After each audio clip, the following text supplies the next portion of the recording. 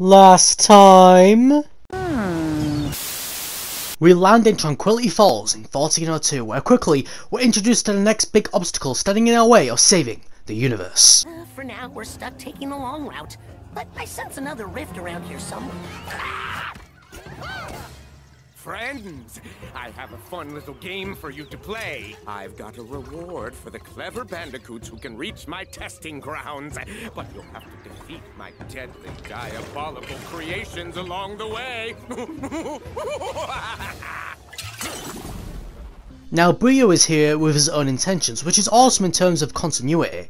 In the original games, he was basically Cortex's right-hand man before betraying him in Crash 2. Seeing as that got him nowhere towards his goals though, he has once again aligned himself with Evil! in order to gain the power he requires to be able to defeat Cortex and the rest of the gang once and for all, so that he can... You know what, I actually don't know what his endgame here is. I feel like I should know, but I just don't. He's crazy, so I doubt even he knows what he wants. Anyways, with this level, we instantly get introduced to Akano's powers. So, Crash's spin, right? This is that after a dozen vodka shots. That's not a bad thing. Well, I mean, taking a dozen vodka shots is a pretty fucking bad, but I'm talking about the spin here. It destroys everything. Everything! That can't kill you via explosion. So TNT and Nitro crates, yeah, they're still gonna fuck you up. But anything else? Gone. Steel crates? My dude, steel ain't supposed to be Akano's bitch. He also grants us a powerful double jump too, an ability that can cover so much of the stage at once. It can be hard to control though, when on the spot, you're practically a purple Beyblade. So, it's been a while. What's been up to? Oh, me, mostly the same. Mixing potions, brewing potions, drinking potions, testing potions. Vodka shots then, yeah, cool. After picking up the not-so-hidden gem, I went through these Venus flytrap pads that can go to hell. I saw that eye and I instantly knew what these things were. Why are you here?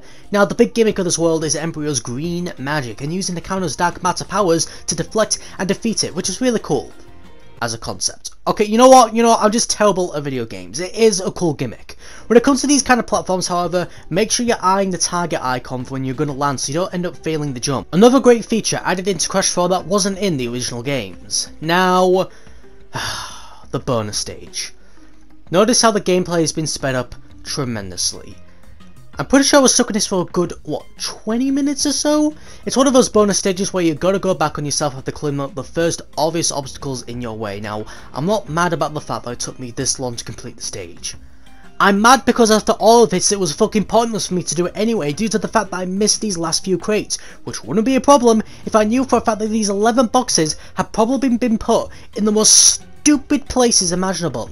I alluded this in the first part of the series. The crate placement in this game is shit. This isn't even what challenging is supposed to be, Toss for Bob. This is just you guys being a bunch of dicks, and is exactly why I keep saying to not go for full completion.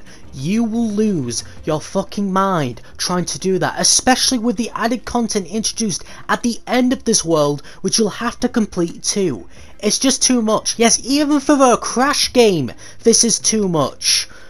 Ah, jeez, these levels are just dragging on now. So now Brio is using his magic on dragons too. Like, bro, this game is hard enough as it is. Why have you got to go this far? Look at us, just like the old days. Working together against those who keep us down and humiliate us by forcing us to pick out our own birthday card and sign them. Jeez, Cortex, I didn't realise just how much of a dick you really are. That's not all his magic is affected though. Now the power of sound is going to take your ears clean off if you feel like taking the music head on.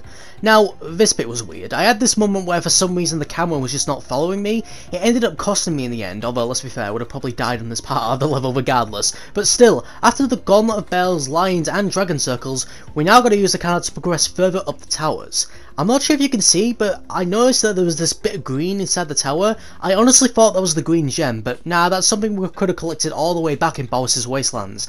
I haven't mentioned the coloured gems much, but that's only because I've never had the intentions of going out of my way to collect them. Remember, I'm doing a casual run here. Just search up how to find them online, as you will have to go through multiple different steps to collect them, instead of just finding them normally in levels like you do with a hidden gem. Sometimes I think you're my only friend. And then I realize, no, that's right. Can we please get this man off the vodka shots? Here's another bonus level. It was at this point where I decided I ain't gonna go out my way to complete these anymore due to the fact that I'm allergic or difficulty. Gotta get my balance back now, as we gotta deal with ghosts too. Oh, Brio, you're not funny, man. Look, we got a new game mechanic though, with wall running, which is pretty easy to get used to. You just gotta jump on it and move the analog stick to run along it, although it can catch you off at times when you're trying to smash the crates in the same instance.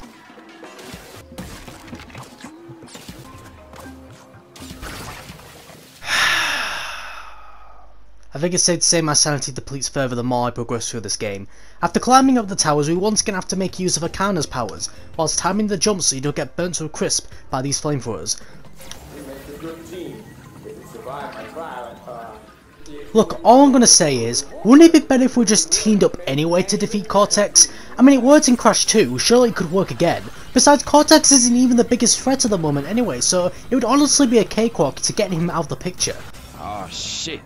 Here we go again. Now this one is a bit easier to deal with. Really the hardest part of this bonus stage is the Nitro crates at the end. You just gotta perfect your jump to the absolute maximum here, otherwise... More tower climbing, flamethrower dodging and wall running leads us to Lani Loli, who we haven't used since the last world.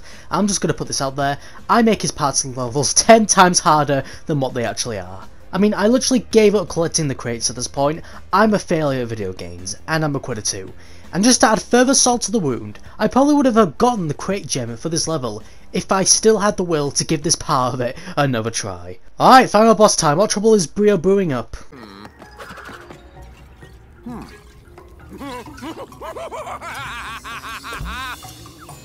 Oh good! You've arrived! And now for your reward! Veteran players will instantly recognise that this is more or less a glorified remake of his original fight from Crash 1. In this, you've got to avoid the purple potions before spinning his green goo back at him. During the fight, Brio will introduce a new mechanic and a new hell to the completionists out there. The inverted mode. This is what I meant by new content being added, which you'll have to complete in order to gain full completion of this game. With this mode becoming available on all stages, with all new gems to collect. Listen, at this point in time, if you still haven't taken my advice to just not complete this game in its entirety, you are a lost cause. I have tried and tried and tried, but if you ain't gonna listen at this point, then may Crash have mercy on your soul. Which he won't! Shortly after this, Brio will transform into Hulk mode and try to club you down. Seeing as this is his green magic though, we got our Uno reverse card here in the form of Akana. We basically have to dodge his power fist waves before bashing him off the stage with our dark matter spin. Do this 3 times, and you win. Just be careful on the final bar of health though. Brio will make you pay if you underestimate him here. If I'm being honest with you as well, nope, I ain't gonna be playing any of the inverted stages because I'd like to retain my sanity. No matter how small it is now.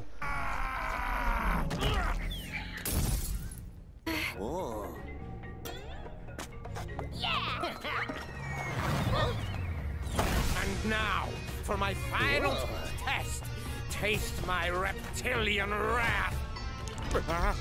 My cloaca. No.